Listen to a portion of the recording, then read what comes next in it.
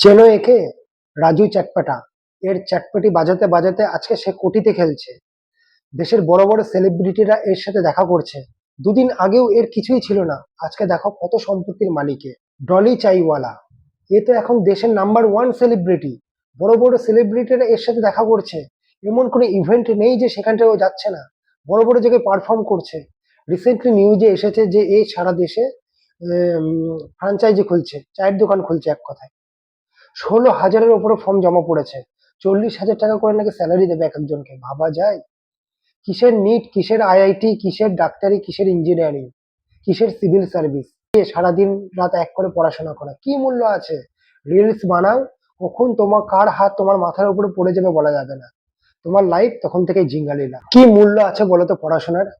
একটা ছেলে 28-30 বছর বয়স পর্যন্ত পড়াশোনা করছে, এত টাকা ইনভেস্ট করছে, তারপরে চাকরি পাচ্ছে। সকাল 10টা থেকে বিকেল 5টা পর্যন্ত ডিউটি করছে, স্যালারি পাচ্ছে 20,000 টাকা। সারা জীবন ওর মধ্যে কাটিয়ে দিচ্ছে। আর এরা দেখো, একটু ভাইরাল হয়ে গিয়েছে, এদের লাইফ স্টাইলটাই পুরো চেঞ্জ হয়ে গেছে। এরা কোনোদিন পৌঁছাতে পারবে ওদের কাছে? চাকরি করে কোনোদিনও পৌঁছাতে পারবে না। যুগ অনেক পরিবর্তন হয়ে গিয়েছে, পড়াশোনার মূল্য আর কেউ দেয় না।